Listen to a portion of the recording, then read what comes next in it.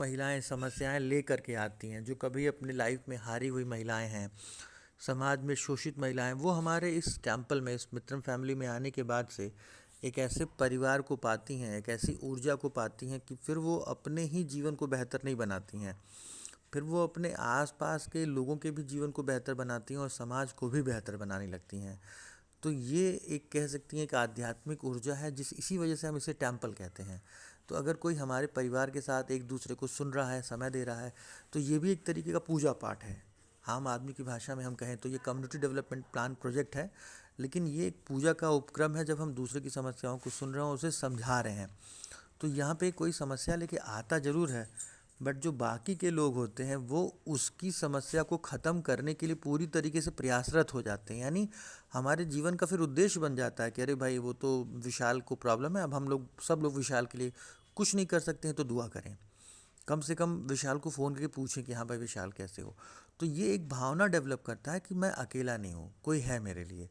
तो इस भावना के साथ मित्रम परिवार है और मित्रम परिवार लगातार ये काम कर रहा है। हम उम्मीद करेंगे कि आप इसका फ़ायदा ज़रूर उठाएंगे, तो आप बनी रहें। और भी लोगों के साथ हम लोग बातचीत करते हैं। हमारे साथ बेबी मैम हैं। तो बेबी जी, हम चाहेंगे कि आप अपनी यात्रा के बारे में थोड़ा सा मित्रम को बताएं कि आप कैसे जुड़ी हैं और क्या अनुभव रहा है आपका। बेबी, आप कंफर्टेबल हैं?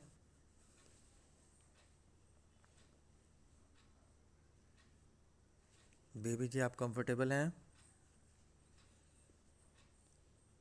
ओके। सेबी मैम, आपको आवाज़ आ रही है?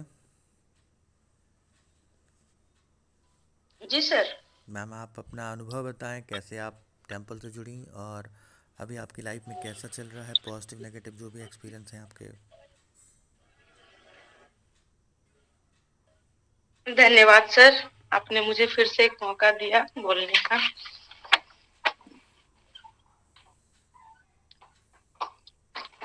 इस टेम्पल से जुड़ने का सौभाग्य मुझे मिला था मेरी बड़ी भाभी के कारण,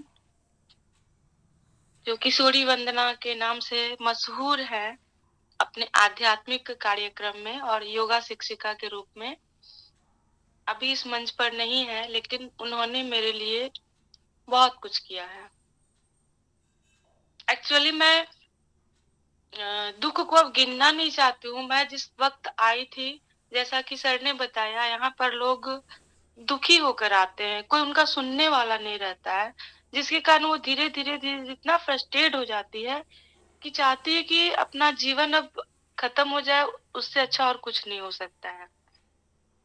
मतलब जिंदा लाश की तरह रहते हैं लोग। तो एक समय मेरी भी यही स्थिति थी और इसी तरह का लाइफ की सोच लेकर मैं इस मंच तक पहुंचाई गई थी। मैं आई नहीं थी। धन्यवाद करती हूँ मैं बबीता मैम का और किशोरी वंदना भाभी का, टेगोरी मैम का, बेबी मैम का। ये लोग उस वक्त बहुत ही क्रिएटिव थे, इस मंच पर बहुत ही अपना लगन से काम कर रहे थे और उसी वक्त मैं इस मंच पर लगभग 3 वर्ष पूर्व आई थी। तो हमारा कुछ ऐसा था कि हस्बैंड वाइफ में हमारा थोड़ा झगड़ा हो गया था और थोड़ा मनमुटाव चल रहा था। तो धीरे धीरे फैमिली का, एक घर का माहौल बहुत ही खराब हो गया था, जिसके कारण मैं बहुत दुखी रहती थी और कुछ डोमेस्टिक वायलेंस का भी असर हो रहा था हमारे घर पर। लेकिन जब मैं इस मंच पर आई तो पहले मैं बहुत रोती थी, बहुत रोती थी। मतलब जब मैं सामने आती थी, सामने कोई भी है, मैं रोना शुरू कर देती थी। सामने कोई भी मंच पर जैसे ही आती थी, मित्रम फैमिली में, मैं रोना शुरू कर देती थी।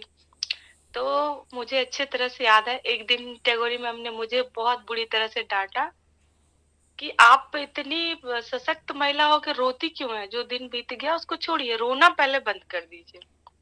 न जाने उस दिन क्या असर हुआ, मैंने उस दिन से रोना ही छोड़ दिया।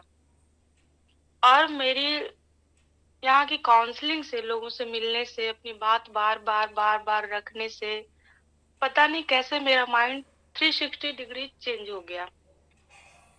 ऐसा नहीं कि लोगों ने आकर मुझे कुछ किया या दिया, कुछ भी नहीं ऐसा हुआ। लेकिन इन लोगों ने मेरे दुख को बहुत धैर्य से सुना, मुझे 3-3 4-4 घंटे के इन लोगों ने काउंसलिंग दी और धीरे-धीरे मैं इतनी सशक्त हूँ आज कि घर की स्थिति पहले से बहुत ही ज़्यादा बदतर है।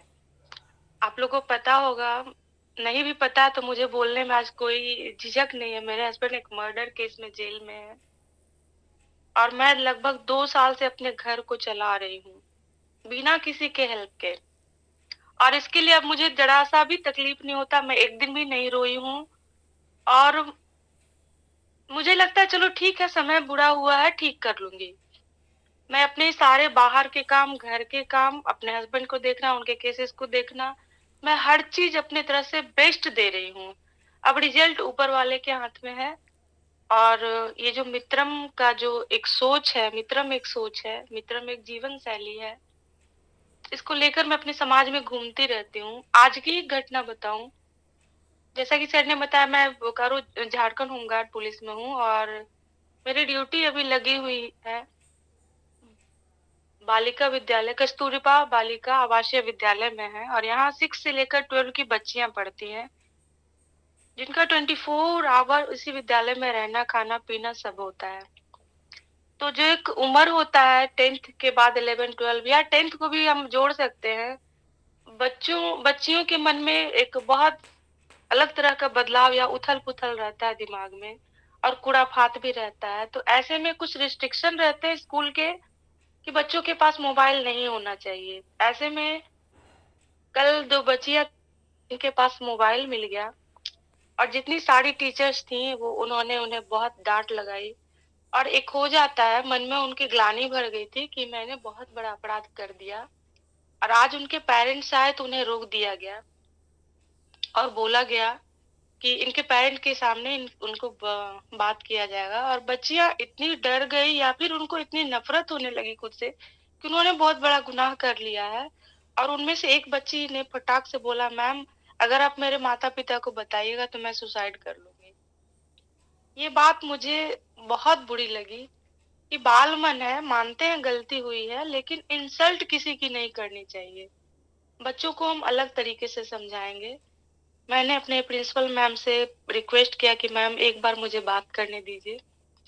मैंने उन बच्चियों से अच्छे से बात किया, उन्हें समझाया कि चलो ठीक है, आपने गलती की है ये स्वीकार कर लीजिए और आगे से ऐसे गलती नहीं करेंगे ये भी स्वीकार कीजिए और आपका मात्र 1 साल और बचा हुआ, अपने लाइफ को खराब मत कीजिए, आप कोई रूल ना तोड़े यहाँ से। तो उन बच्चियों ने पता नहीं क्या देखा, मुझसे लिपट कर इतना रोई, बोली मैम यहाँ 15 टीचर थे, किसी ने भी मुझे इस तरह से नहीं समझाया, सबने मुझे डांट लगाई और गंदे गंदे वर्ड्स यूज किए टीचर्स ने और आपने वर्दी पहन रखी है और उसके बाद मुझे इतनी अच्छी तरह से समझाया। वो बच्चियां रोने लगी और बोली मेरा नंबर ली उन्होंने क्योंकि मेरा आज वहाँ का लास्ट डे था, शायद अगली बार मुझे वहां तक आने में फिर सालों लग जाए। तो बोली मैम तब तक हम लोग चले जाएंगे, हम आपसे कांटेक्ट में रहना चाहते हैं। मैंने उन बच्चियों को नंबर दिया है और बोला कि ऐसी कोई काम नहीं करोगी कि हाँ हम सुसाइड कर लेंगे या कुछ कर लेंगे, आपकी जिंदगी बहुत अनमोल है और इसको बचाना हमारा कर्तव्य है। तो उन बच्चियों को मैंने बहुत अच्छे से काउंसलिंग की और वो फिर मैम भी मान गई कि चलिए ठीक है, एक बार आपको माफ करते हैं, दोबारा ऐसी गलती नहीं कीजिएगा। तो इस तरह की घटना आज के आज मेरे जीवन में हुई है। तो मैं अब किसी तरह का दुख को या किसी तरह के वर्क को निगेटिव में नहीं लेती। कितना भी बड़ा गुनाह है, मानती हूँ नहीं करना चाहिए छोटा भी गुनाह, लेकिन अगर हो गया है गलती से और अगर कोई इंसान उस पर पश्चाताप कर रहा है, उससे अपने आप को बदल रहा है, तो उसे एक मौका जरूर मिलना चाहिए। तो इस तरह से मेरे जीवन में भी 360 डिग्री का चेंजेस हुआ और मैं आज एक सशक्त महिला हूँ। मुझे किसी की काउंसलिंग की अब तो जरूरत महसूस नहीं होती। जितने भी कष्ट आते हैं, जो भी विघ्न आते हैं, मैं अकेले उसको हैंडल कर लेती हूँ। इतना एम्पावरमेंट मैंने अपने ऊपर कर लिया है।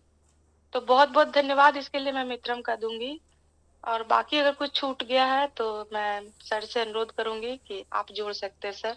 मुझे किसी तरह का कोई दुख और कोई गम अब नहीं खाता है। धन्यवाद, मित्रम प्रणाम। बहुत बहुत धन्यवाद सीबी जी। और अभी आपको जैसे कि कहा गया कि आपका आपका प्रमोशन जो है वो क्वीन के तौर पे किया गया। तो ये जो किंग और क्वीन है ये कोई पद नहीं होता है मित्रम में, ये एक मानसिक अवस्था होती है, ब्रेन की एक सोच कहते हैं ना, एक लेवल होता है। तो जब कोई उस अवस्था में पहुंच जाता है और हमारी टीम उसे ऑब्ज़र्व करती है तो अपने आप वो किंग और क्वीन बन जाता है। अब यहाँ किंग और क्वीन बनने का मतलब ये नहीं कि हम आपके सर के ऊपर कोई ताज रख देंगे या आपको कोई सैलरी मिलेगी। किंग और क्वीन का मतलब होता है कि वो इंसान जिसे हम किंग या क्वीन कहते हैं, हम ये मानते हैं कि वो अपने आप में इतना सशक्त हो जाता है कि अब उसे और सशक्तिकरण की ज़रूरत नहीं होती है। अब वो अपने जीवन में एक लाइट बन कर के, एक मित्रम बन के समाज में जहाँ पर भी जाता है वो समस्याओं का समाधान ही करता है। यानी जब तक वो इंसान ज़िंदा है तब तक समाज बेहतर डायरेक्शंस में जाता रहेगा, हम ये मानते हैं। तो किंग और क्वीन आप मित्रम के टेम्पल में हैं ये बड़ी बात नहीं है, आप अपने जीवन में हैं ये बड़ी बात है। आप कहीं पर भी जाएंगे, कोई भी प्रशासन हो, कोई भी राज्य हो, कोई भी संस्था हो, कोई कुछ भी हो, आपकी जो जीवन शैली होती है वो एक राजा की ही होती है। यानी आप वहाँ पे कुछ मांगते नहीं हो, आप कुछ देते ही हो, और जो भी आप बेहतर कर सकते हो आप करते हो। बस यही हमारे कहते हैं कि हमारा प्रारब्ध होता है। तो जिसने अपने प्रारब्ध को समझ लिया वो किंग और क्वीन बन गया, और आपने अपने प्रारब्ध को समझ लिया, इसलिए हमारी ये ट्रेनिंग, हमारा ये टेम्पल सफल हुआ। और आपने ये बात कह के शायद हमारे 15 साल की मेहनत को सबसे बड़ा अवार्ड दिया। तो मैं दिल से इसके लिए धन्यवाद करता हूँ, क्योंकि अगर हमने आपको इसमें अगर क्वीन बोला तो वो हमारे मंच का सम्मान बढ़ता है कि आपके जैसी पर्सनालिटी जिसने अपनी लाइफ में स्ट्रगल किया, आज वो हम लोगों के लिए क्वीन के तौर पे है। और हम उम्मीद करते हैं आने वाले समय में जो भी महिलाएं या जो लोगों को परेशानी है वो हमारे पास आएंगी, तो इसी तरीके से आप उनकी समस्याओं को दूर करेंगी और एक गार्जियन एंजल बनेंगी। तो बहुत बहुत धन्यवाद आपका। अभी दोस्तों हमारे साथ में मुझे लगता है कि मुकेश जी जुड़े हैं, तो मुकेश जी अपना परिचय पहले आप दे दीजिए, थोड़ा सा आपका भी परिचय हो जाए। आप सभी को मित्रम प्रणाम।